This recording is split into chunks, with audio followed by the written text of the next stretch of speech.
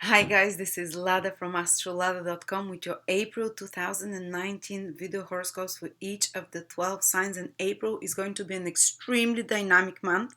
Guys, till the 20th of April we have absolutely no fixed signs. Planets are, in changeable, mutable signs, so there'll be a lot of fluidity, a lot of changes that are happening, but we have a powerful alignment that happens so rarely that's happening in April. We're going to have 4 planets in their own sign of exaltation. It will be powerful manifesting time, but with a lot of changes. So it's not going to be fixed, it's not going to be fluid, but some tremendous, amazing results can happen. So I'm going to lead you sign by sign through each one of those influences. For each sign, I just wanted to let you know that we're starting a predictive course with Victor.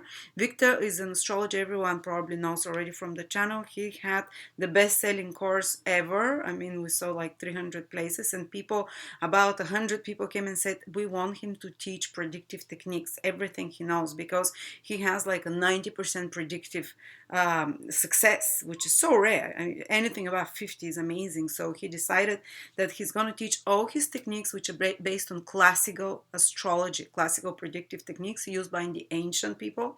And he's going to do it in 10 weeks module, and it's going to be 40% off if you get your seat till the 17th of April. So it's only $300. Otherwise it's around $500. So yes, like a course for the summer and the spring, guys. Really, I'm very excited about it, to learn about that as well. And we're also, don't forget to check our written horoscopes for April 2019, which is just $7.99, and it's 300 pages. It's like a textbook.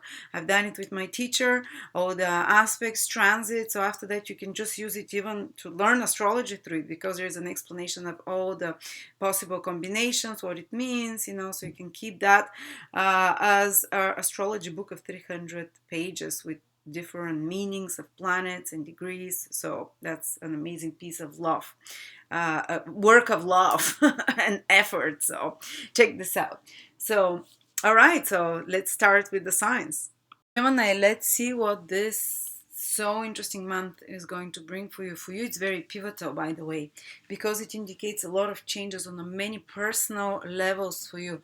Because look, most of the planets are on that axis. If this is Gemini, all the planets 90 degrees or 180 degrees from it indicates that this axis is triggered. And these are the houses connected to big changes and new beginnings. So for all the mutable signs, but you're one of them, new beginnings of many levels can be happening in April. You can be placing new beginnings on a personal level with Mars in the first house in regards to your body, health, appearance, new initiatives that you start, having the courage to start something. And by the way, Mars will be in your sign till the middle of May. So that's a rare opportunity that comes once every 2.5 years only, when Mars enters your sign. Yes, it's going to make you less patient. It's going to make you more irritable at certain moments, to know exactly when to be more careful and not to throw the baby out with the water. Check out when Mars is exactly transiting your ascendant, sun, or moon from the personal transit calendar, which is for free. Go week by week, see which week Mars will transit something in your horoscope, then it's most active. But you have to be more careful not to lose your cool, and not to lose your patience with others, because you'll feel more forceful, more ready to go, and you might force others, go, go, go, push, push. But this is fantastic because it awakens you, gives you energy. It might make you more hasty to say things you might regret, because Gemini is a sign of communication. So to write an angry email or to say some hurtful words. But the ultimate goal of Mars is not just to piss you off, is to create that fire. And fire is what creates movement and initiates new beginnings. And even if it's by something irritating you, so like if you have a pebble in your shoe, you take out the shoe and remove the pebble. So to make it more comfortable, to improve things, the ultimate goal of Mars is to make things better, of course. But it does it sometimes by annoying us and irritating us. So use that fire to do something productive. Use that fire to be way more. And because Mars, by the way, rules your sixth house, the rule of the sixth house transiting the first house, there can be a lot of new beginnings in connection to your health. Like some of you might start working out, some of you might start physical exercise, or doing some routines in different ways. Others might be new beginnings in regards to work, that you want to initiate some new projects, because work is all those things, or some projects in regards to fixing something, in regards to repairing something as well. Getting a lot of tasks done, but you have a lot of energy to get a lot of tasks done. Plus Mars rules as well your 11th house, so it means a lot of energy that you get, and to start new beginnings in regards to some gainful activities, in regards to some, for example, starting an extra income from somewhere, the 11th house, getting the energy to start doing the necessary step or studies, or activities that will bring you to achieving some goal. And also you can become socially more proactive in some way. And of course, friends and colleagues can be a source of irritation as well, but use it as something to fire you up to do better. And so you see, on some level, Mars in the first house, and people are more prone to raising blood pressure, usually to have some inflammatory conditions with Mars. So it's good to revise and to quickly see what you can change in regards to your health with that. But Mars makes you be proactive, so you're not just going to wait for things to go away. At the same time, you have till the 20th of April, Venus and Mercury in your 10th house, Gemini. So, very auspicious time for career. They say when two benefics transit the 10th house or in the 10th house with no negative influences, this is when you can do with ease and support and a lot of good things, especially by collaborating maybe with women, because Venus is there, or approaching a woman boss or something like that. But your social status, reputation, definitely you become more visible to the public. Or if you're doing some work project or whatever it is, it goes well with more collaboration, especially if it's work connected to writing, to speaking, to intellectual work, or to work connected to beauty, to design, to publicly connecting to people, to public appeal. So two benefics in the 10th house, good for career, let's say that, till the 20th of April. Go for it. It might even be a source of joy and pleasure. And we have Jupiter going retrograde in your 7th house. So, and you can even start new projects in regards to your career. That will be good as well. But Jupiter going retrograde in the 7th house, and will stay retrograde till July sometime, means that you can continue. For example, started. You can, Jupiter retrograde now from the 10th, it might ask you to rework the dynamics of that relationship, but not in a painful, horrible way. It just shows you, and you're still enthusiastic and excited, because Jupiter is enthusiastic and excited, but you might have to revise certain things to see who does what are the different roles that you have to play, how are they done, and you'll do it in a more compassionate, open-minded way, because that's the nature of Jupiter. So the Jupiter retrograde periods don't hurt, they just require more effort. So you might have to work on some business or contract or relationship a bit more. And also it can mean that you can instigate and start business partnerships, but it's something that you spoke about. It's some kind of something that you talked about, maybe in the previous 2 or 3 months, or since November sometime, or from before you thought to get in touch and collaborate with someone or do a project. And now Jupiter goes retrograde and you finally do it, because Jupiter returns that opportunity to you. Or maybe a partner from the past, you can get in touch with them, someone you haven't seen in some time, or someone that you broke up, now you can come back together because Jupiter is retrograde, to retrieve something. Just like when Mercury goes retrograde, I tend to find things I've lost, like my ring. So you might be this time partnerships, or business, or a contract or agreement, or love relationship, marriage partnership that comes back, or someone you haven't seen for some time. You see them and you kind of release, because Jupiter is very forgiving, and if there was some pain, it heals that pain. It's because you see them from a higher perspective, and you see them from a more expanded vision, so you don't see it from that painful situation before. So it allows you to release and let go and feel better about it, or to renew it again. For some it might be that. Also, it doesn't mean you cannot start new business partnerships or get new clients, which is also the 7th house. But you might have to, maybe you are starting to to get new insights about relationships in the last few months, to get new insights of how relationships are done, or how can they be done in a happier, more positive, more abundant way, or how you can do business in a happier, more abundant and positive way, in an easy way, rather than having to, do it so hard all the time. Seventh house is business, it's relationships.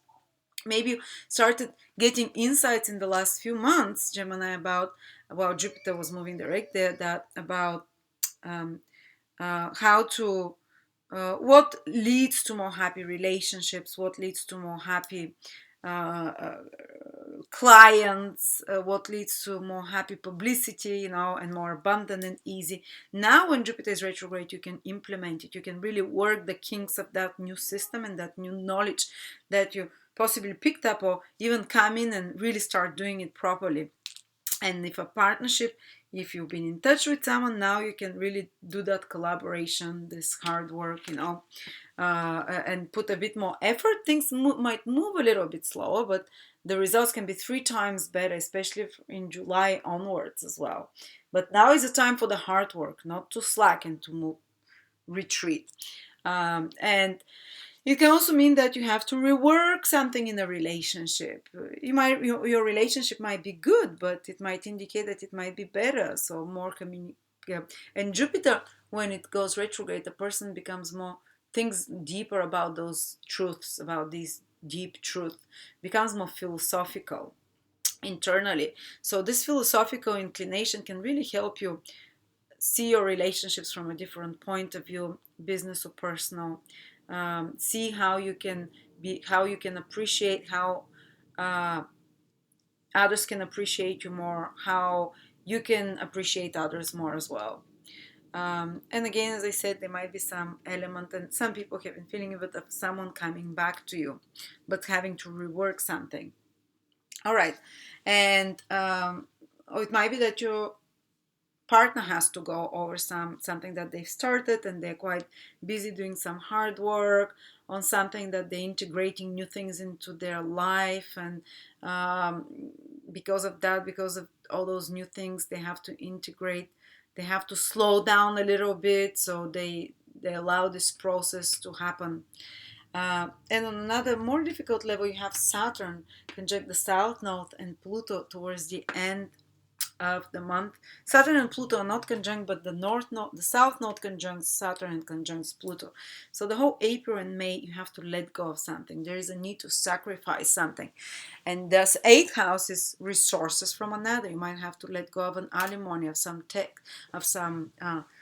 pay off more taxes than you expected, and release your fears about paying taxes or paying someone else, because Saturn is where we have fears. The South Node is releasing it, to let it go. Pluto is about reworking it to a higher vibration, transforming it. So if you have some blockages in regards to, and fears in regards to receiving from others, and blockages in regards to money, blockages in regards to sexuality as well, you can release those, and you can give them to, you can even symbolically write what you release at the end of April and the start of May. I release sexual blockages, I relieve my inability to trust someone on a deep level, I release especially 8th houses, to receive from others.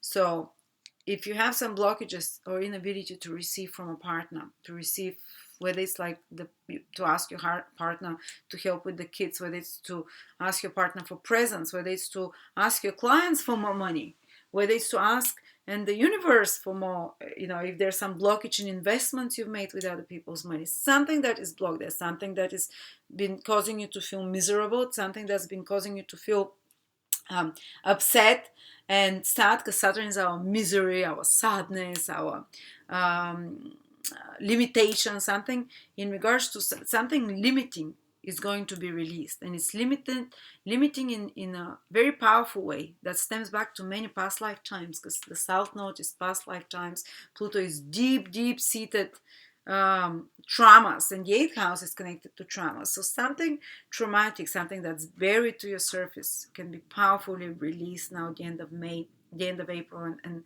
the start of May, the whole 2 months, I would say. If you can work with a psychologist, strongly advise you to do that, because the eighth house is the most transformative house. And now all those energies there are really hoping to transform your consciousness and to release you from something that's constipating, something that's holding you back. And it's connected to trust, it's connected to resources and help you can receive from others, it's connected to trust towards human beings overall, it's connected even to some traumatic or catastrophic events you might have experienced in past lifetimes, like death, like being cheated on, eighth house rules all of those things, like a partner dying on you and you being afraid even to open yourself for another.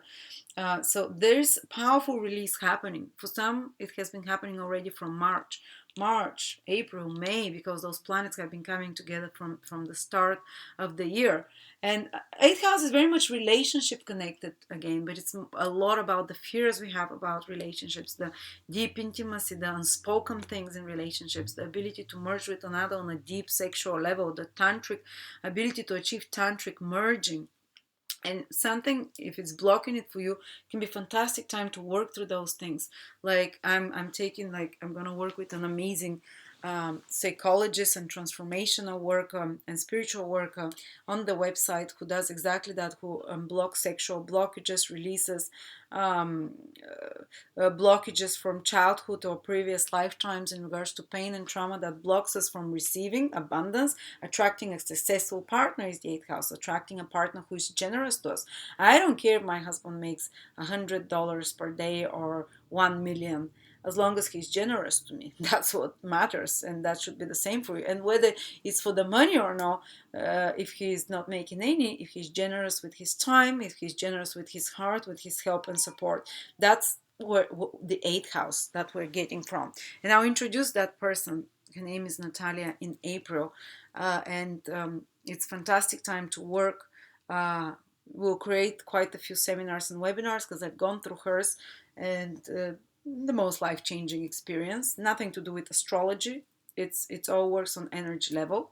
But yes, do some transformational work if you have a therapist. If you can't, do some kind of release to the universe of fears and traumas and blockages that you have because they're blocking you from inability to receive. Maybe because you believe that you always should be the one who gives, or, but this will be destroyed. And some crisis can happen, some crisis in the field realm of the eighth house. If you're having difficulty releasing that, it might be, for example, our partner losing resources, or some source of income of ours that we lose as well, that we have to release and that we have to say goodbye from. Maybe some client that is a source of income, and we've been thinking if we lose that client, that's it, and we've had some big fears about, or maybe a lover who is paying for our tuition or whatever, sugar daddy, and you're afraid to, or the support from inheritance or something, and you're like, or someone that you're relying on emotionally, psychologically, that you're almost like an addiction. You have to release it now. You have to do some sacrifice, because the moment you release that, maybe some little alimony you're receiving and you've been fighting it off with your husband for such a long time that you're like, okay, enough, I'm giving it, have it, I don't need your measly $800 per month, whatever, and or some, you have to let go of something, some mutual resources, something that you possess together with another. You have to, when you do that, Rahu will manifest for you so powerfully. Rahu will manifest to you, even if it's like having to pay more taxes or something, Rahu will manifest, because Rahu is always opposite the south node, and Rahu is the dragon's tail. When the dragon's the dragon's mouth. When the dragon's tail opens up to excrete, which is what's going to happen, you're excreting support from another. You're going to let go of some perceived means of support that you have, or some perceived financial resources that you have, or some perceived means hanging on to someone who you think they're your emotional support and they're your lifeline, that you're addicted to. You excrete them, and what happens is that the mouth of the dragon then opens, and then you can take with full hands. And that's the second house. You can create, the door of the universe can create abundance for you, new opportunities to create more independent sources of wealth, more independent sources of and healthier and more self-worth. The second house is self-worth, and the eighth house is the self-worth that others give us. So you might have to stop being dependent on the validation you receive from someone, release it, and open yourself for your own self-appreciation that Rahu will give you in abundance. So there you go, Gemini. Hope that was helpful for you. And if you want to learn with me and Victor predictive techniques, Victor is the leader. They're the teacher. Ancient predictive techniques, classical, made easy. You just need some very general astrology to know. It's 10 module class, 30 hours. It's 40% off till the 17th of April. It's $299 and you can pay in installments, and after that it becomes $499. So, and you'll be certified predictive astrologer after that. We'll give you a certificate. So yeah, that's invaluable knowledge. And also you can check my written horoscopes for April 2019, 900 pages. It's like a textbook, as I said, and this textbook, you can use it to learn astrology with again. What does Venus in Pisces mean? What does Sun in Aries? So month by month, over the next few months, when I write them all out, you have all the possible combinations written for you like a textbook. So thank you so much. I love you. Very interesting month ahead. Bye bye.